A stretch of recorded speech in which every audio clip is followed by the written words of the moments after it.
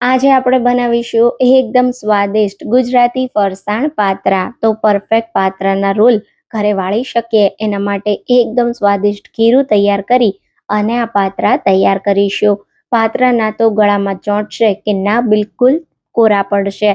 એકદમ સોફ્ટ અને સ્વાદમાં સુપર ટેસ્ટી પાત્રા એકવાર મારી રીતે બનાવશો ને તો મારી ગેરંટી છે બજારના ક્યારેય નહીં ખાઓ. તો hello friends, welcome back to foods of fitness. હું છું અંકિતા વણજારા અને ચાલો રેસિપી શરૂ કરીએ. તો હવે સૌથી પહેલા એકદમ સ્વાદિષ્ટ પાત્રા બનાવવા માટે મિક્સર જારમાં 3 નંગ જેટલા લીલા મરચાં લેશું, 1 ઇંચ આદુનો ટુકડો અને 5 થી 6 કળી લસણ લેશું. પાણી ઉમેર્યા વગર પેસ્ટ બનાવી લેશું. જો તમે લસણ ન ખાતા હોય તો પેસ્ટ તમારે ફક્ત આદુ મરચાંની બનાવવાની. હવે ખીરું તૈયાર કરવા માટે 2 વાટકા જેટલો ચણાનો લોટ લેશું. અહીંયા આપણે લોટમાં દરેક મસાલા થોડા ચડિયાતા કરીશું જેથી પાત્રા એકદમ બજાર જેવા બને.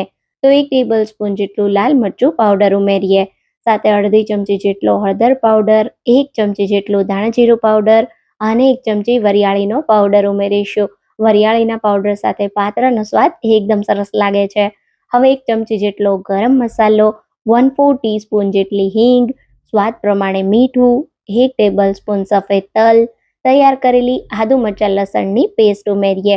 સાથે પાત્રા ઠંડા થયા પછી પણ એકદમ પોચા રહે એના માટે 1 ટેબલ સ્પૂન તેલ ખીરું બનાવતા સમયે ઉમેરીશું. અને હવે ઉમેરીએ છીએ 3 ટેબલ સ્પૂન જેટલો લીંબુનો રસ. તમે પાત્રામાં લીંબુના રસની જગ્યાએ આમલીનો પલ્પ પણ ઉમેરી શકો છો.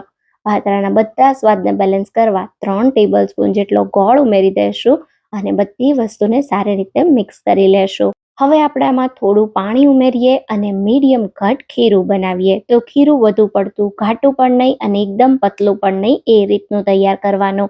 અહીંયા તૈયાર થયેલું ખીરું તમે જો રિબિનની જેમ નીચે પડે એવું મીડિયમ ઘટ છે, જે પાત્રા માટે બિલકુલ પરફેક્ટ છે. તો હવે પાત્રાના રોલ વાળવા માટે અહીંયા મેં સારી રીતે ધોઈ સાફ કરીને અળવીના પાન લીધા છે. તો મેં બધા પાનમાંથી નસોનો ભાગ કાઢી લીધો છે. પણ અહીંયા એકદમ સહેલી રીતે નસો કેવી રીતે પાત્રાના પાનની કાઢવી એ તમને હું બતાવી દઉં.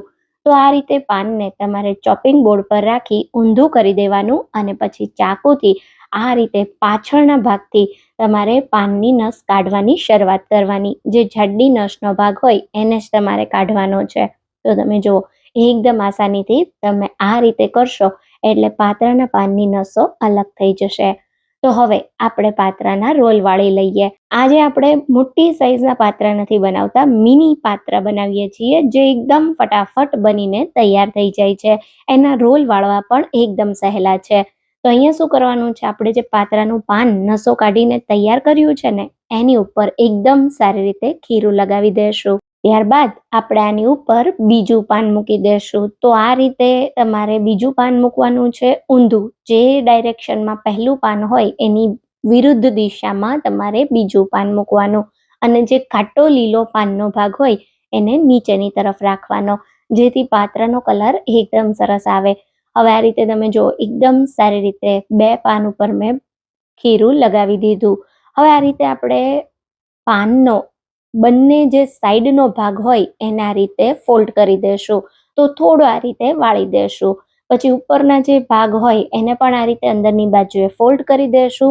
આ કરવું ખૂબ જ જરૂરી છે જેથી આપણો જે રોલ છે એ બિલકુલ ખુલે નહીં. હવે અહીંયા તમારે એકદમ ટાઈટ, બિલકુલ હવા ના રહે એ રીતે સરસ કડક એવો પાત્રાનો રોલ વાળવાનો. પછી નીચેની બાજુએ પણ આ રીતે પાનને અંદરની બાજુએ ફોલ્ડ કરી દેવાના અને લાસ્ટમાં થોડું આ રીતે ખીરું લગાવવાનું, જેથી પાત્રાનો રોલ બિલકુલ ખુલે નહીં અને પરફેક્ટ સારી રીતે ચોંટી જાય. તો તમે જોયું ને, ફક્ત 2 જ પાન સાથે આપણે આ રોલ વાળીને તૈયાર કર્યો છે. બિલકુલ આ જ રીતે બધા પાત્રાના રોલ તૈયાર કરી લેશું. હવે અહીંયા આપણે સ્ટીમરમાં પાણી ગરમ કરવા રાખી દીધું છે. પાત્રાને સ્ટીમ કરવા માટે કાણાવાળી પ્લેટને હલકા તેલ સાથે ગ્રીસ કરી દેશું અને હવે જે રોલ તૈયાર કર્યા છે એને આ રીતે એક રાખી દેશું. તો નોર્મલ જ્યારે મોટી સાઈઝના તમે પાત્રા બનાવતા હોય એમાં તમારે 6 નંગ જેટલા પાન જોવે અને એક સરખા પાન સાથે તમારે રોલ બનાવવાના હોય. પણ આજે આપણે મિની પાત્રા બનાવીએ છીએ જેના રોલ ફક્ત 2 પાન સાથે જ તૈયાર થઈ જશે. તો બધા રોલના રીતે સેટ કર્યા પછી ઢાંકી હાઈ ફ્લેમ પર 15 મિનિટ માટે, ખાસ તમારે 15 મિનિટ માટે હાઈ ફ્લેમ પર પાત્રાને સ્ટીમ કરવાના છે. જો તમારા પાત્રા કાચા રહેશે તો ખાતા સમયે ગળામાં ચોંટશે અને કોરા પણ પડી જશે. એટલે ખાસ 15 થી 20 મિનિટ જેવા પાત્રા સ્ટીમ થાય એટલે આપણે એને ચેક કરી લઈએ. આ રીતે ચાકુ ઉમેરી ચેક કરીએ તો તમે જો એકદમ સરસ ચાકુ ક્લીન બહાર આવે છે. મતલબ પાત્રા સારી રીતે સ્ટીમ થઈ ગયા છે. તો હવે તૈયાર થયેલા પાત્રાને થોડી વાર માટે ઠંડા થવા દો. થોડા પાત્રા ઠંડા થાય પછી આપણે એને કટ કરીશું. તો અહીંયા આ રીતે પાત્રા ઠંડા થઈ ગયા છે. હવે આપણે એને મીડિયમ સાઇઝના પીસીસમાં કટ કરી લેશું. તો મારા કટ કરતા જ તમને અંદાજ આવતો હશે કે પાત્રા કેટલા સરસ સોફ્ટ બન્યા છે અને તમે લેયર્સ જો કેટલા મસ્ત દેખાય છે. તો બસ હવે આ પાત્રાનો આપણે વઘાર કરી લેશું. તો પાત્રાને વઘારવા કડાઈમાં 1 ટેબલ સ્પૂન તેલ ગરમ કરીશું. અહીંયા આપણું તેલ ગરમ થાય એટલે અડધી ચમચી રાઈના દાણા ઉમેરી દેશું. રાઈ સરસ ફૂટે એટલે 2 ટેબલ સ્પૂન સફેદ તલ ઉમેરીએ. હવે અહીંયા 3 થી 4 નંગ જેટલા લીલા મરચાના ટુકડા ઉમેરી દઈશું. સાથે થોડા મીઠા લીમડાના પાન ઉમેરીએ.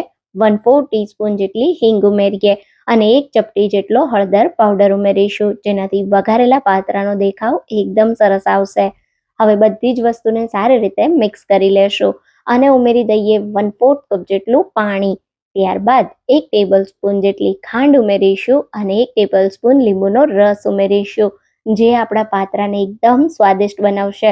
થોડું પાણી ઉમેરી અને પાત્રાને વઘારશો ને એટલે પાત્રા જરા પણ કોરા નહીં પડે અને એકદમ સ્વાદિષ્ટ લાગશે.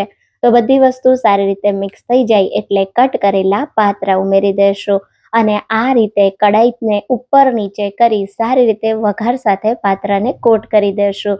તો ગરમા ગરમ એકદમ સ્વાદિષ્ટ આપણા પાત્રા તૈયાર થઈ ગયા છે.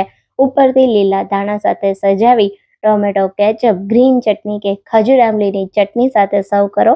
બધાને આ પાત્રાનો સ્વાદ ખૂબ જ ભાવશે. તો તમે જોયું ને, ઘરે પાત્રા બનાવવા કેટલા સહેલા છે. એકવાર તમે આ પાત્રાને મારી રીતે ટ્રાય કરજો, બધાને બહુ જ ભાવશે. આજની રેસિપી ગમી હોય તો વિડીયોને લાઈક કરજો અને વધારેમાં વધારે શેર કરજો. ફરી મળીશું એક નવા વિડીયો સાથે. Thank you for watching.